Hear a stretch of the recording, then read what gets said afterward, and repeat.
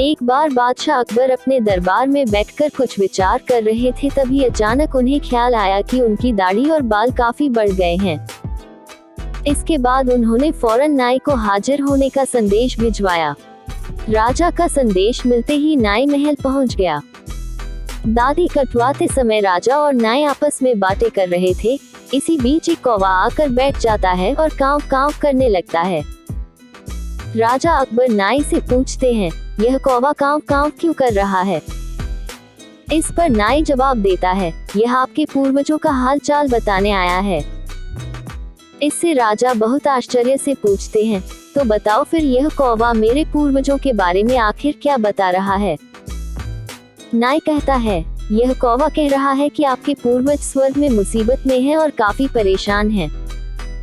उनका हालचाल लेने के लिए आपको अपने किसी करीबी को स्वर्ग भेजना चाहिए। नाई की यह बात सुनकर राजा अकबर हैरानी से पूछते हैं, आखिर किसी इंसान को जिंदा स्वर्ग में कैसे भेजा जा सकता है?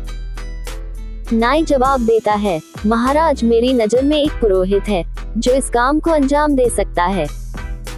बस आप इस काम के लिए अपने किसी करीबी को स्वर्ग जाने के लिए राजी कर लीजिए।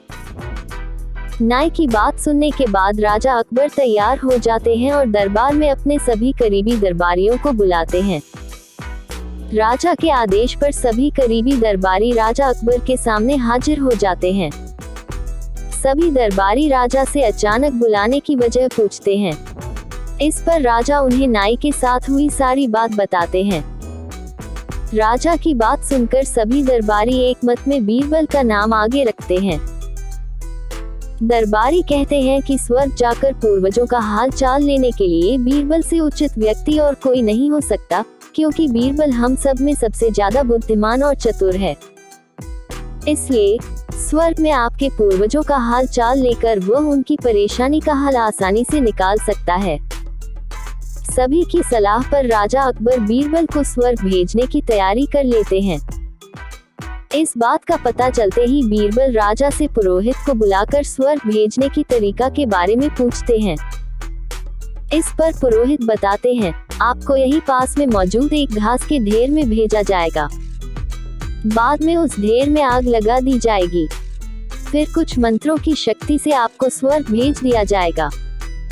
बीरबल तरीका सुनने के बाद राजा अकबर से करीब 11 दिन का समय मांगते हैं और पुरोहित को 11 दिन बाद बुलाने की बात रखते हैं।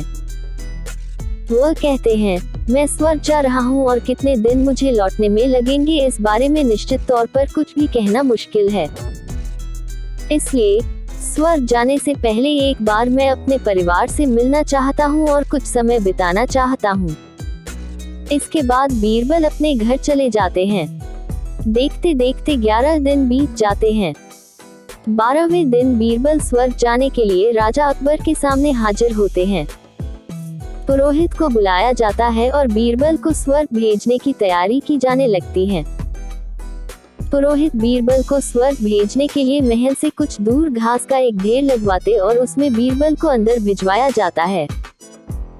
घास के ढेर के अंदर जाते ही पुरोहित घास के ढेर में आग लगा देते हैं और इस तरह बीरबल को स्वर्ग भेजने की प्रक्रिया पूरी होती है। धीरे धीरे 2 महीने बीत जाते हैं और राजा अकबर को बीरबल की चिंता होने लगती है। तभी अचानक एक दिन बीरबल दरबार में हाजिर हो जाते हैं। राजा अकबर बीरबल को देखकर प्रसन्न होते हैं और अपने पूर्वजों का हाल चाल पूछते हैं। तभी बीरबल बताते हैं, आपके पूर्वज बहुत खुश हैं, लेकिन उन्हें बस एक ही तकलीफ है कि उनकी दाढ़ी और बाल काफी बड़े हो गए हैं, जिन्हें काटने वाला स्वर्ग में कोई नाई नहीं है। इसलिए वहाँ उन्हें एक नाई की जरूरत है। बीरबल कहते हैं, ऐसे में हमें आपके पूर्वजों के लिए एक अच्छे नाई को स्वर्ग भेजने की तैयारी करनी चाहिए। बीरबल की इस बात पर राजा नाई को तुरंत स्वर्ग जाने का आदेश देते हैं।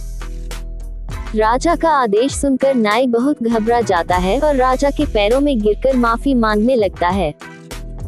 नाई राजा से कहता है कि यह सब कुछ उसने वजीर अब्दुल्ला के कहने पर किया था।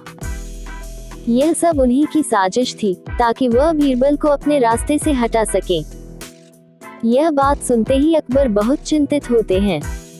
उन्होंने तुरंत वजीर अब्दुल्ला और उनके साथियों को दंड देने का आदेश दिया।